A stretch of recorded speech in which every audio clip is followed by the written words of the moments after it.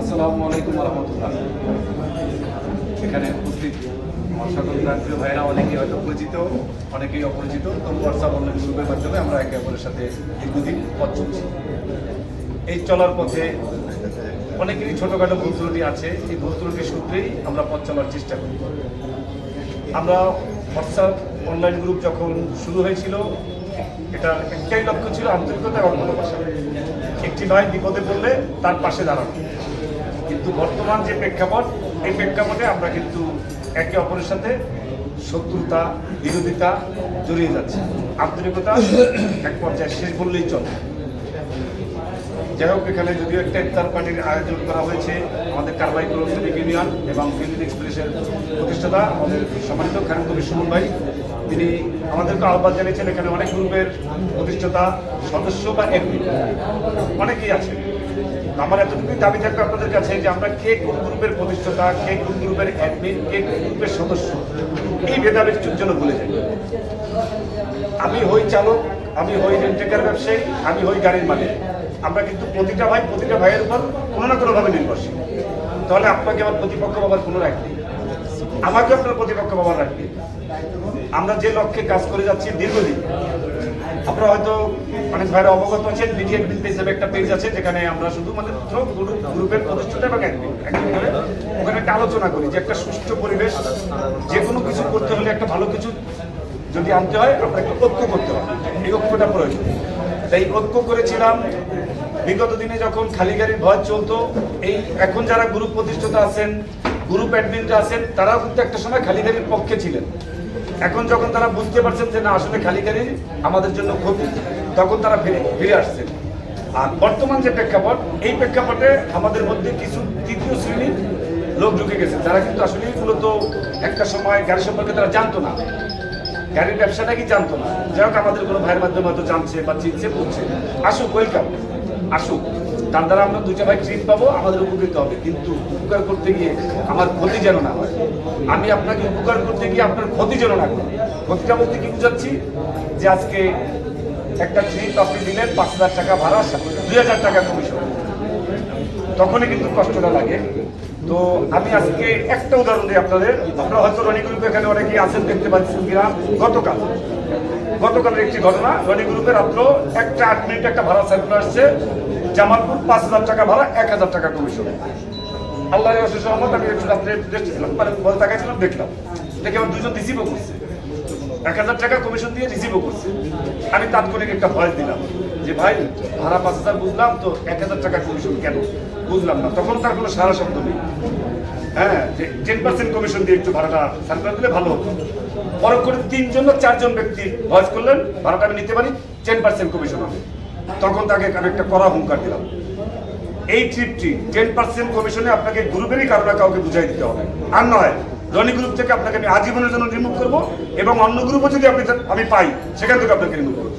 শেষ পর্যন্ত কিন্তু সে 10% কমিশনে ট্রিপটা বুঝাই দিতে হবে। এই যে প্রতিবাদটা কিন্তু আমার একা ছিল না, ওখানে 4জন ভাই কিন্তু ভয় দিছে 10% কমিশন হলে আমি যাবো। এইভাবে যারা অধিক কমিশন চাচ্ছে তাদেরকে আমরা মানে অকথ্য ভাষায়, কিছু ভাইয়েরা আছে বর্তমান হোয়াটসঅ্যাপ গ্রুপে অশ্লীল ভাষা ব্যবহার করে, গালিগালাজ করে। আমরা কারোর সাথে বিতর্কে যাবো, তার ভাড়াটা পুরস্কার নেবো না। হ্যাঁ, আমার বক্তব্য থাকবে আমি 10% কমিশন হলে দেবো। একটু বয়কট করার চেষ্টা করি। গতকালকে আমি এও ভয়তে বলছি যে ভাড়াটা একটু রিসিভ করেন না। এই লোক একটা সময় যখন পার্টিকে গাড়ি দিলে বলবে যে কমিশন লাগবে না, আমার ট্রিপটা নেন। এই ভয়েস কিন্তু আমার রনি সাহেবও দিচ্ছে বেশ কিছুদিন আগে একটা গ্রুপে, যে ভাড়াগুলো আপনারা নেন কেন, আপনি একটু ধৈর্য ধরুন, একটু ধৈর্য ধরুন। তবে আমাদের মধ্যে ধৈর্যতা নাই। তবে ধৈর্য ধরে যদি একটু সকলে একটু স্যাক্রিফাইস করতে পারি, আমরা কেউ কাউকে ছাড় দিতে চাই না। এর কারণে আজকে আমাদের এই পরিস্থিতি। বর্তমান বাজার বলেন, ঘাট বলেন, যেখানে যাবেন প্রতিটা ক্ষেত্রে এই যে ঈদের মৌসুম আসছে, দেখেন পরিবহনের ভাড়া কিন্তু 1 তারিখ থেকে বেড়ে গেছে। আমাদের ভাড়া বাড়বে 9 তারিখ বা 10 তারিখ। পরিবহনের ভাড়া কিন্তু 4 তারিখ থেকে অগ্রিম টিকিট আছে, 4 তারিখ থেকে তাদের 450 ভাড়া 850 বেড়ে গেছে 200 করে। আমরা পারবো না।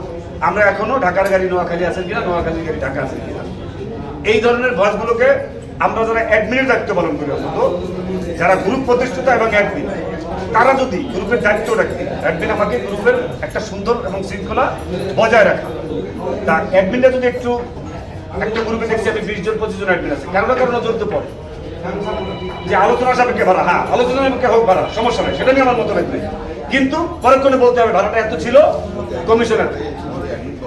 এখন আমি একটা ছোট্ট ভাড়া দিলাম 3000 টাকা ভাড়া, আপনি আমাকে জুতা মারলেন, বেগুন দিলেন, পেঁয়াজ দিলেন, সমস্যা নেই, আমি ছোট আপনারা দেখলেন, কিন্তু যে ভাই সিটিং ফিটিং করতেছে, যে 3000 টাকা ভাড়া দিয়ে 1500 টাকা কমিশন কাটছে, তাকে কিন্তু আপনি দেখতে পাচ্ছেন না।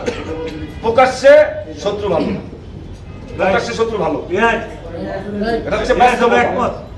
তা এদেরকে কন্ট্রোলে আনতে হলে আমাদের একটু প্রকাশ করতে হবে এদের ফেসবুকে, যে কারাই অধিক কমিশন গুলো নিচ্ছে।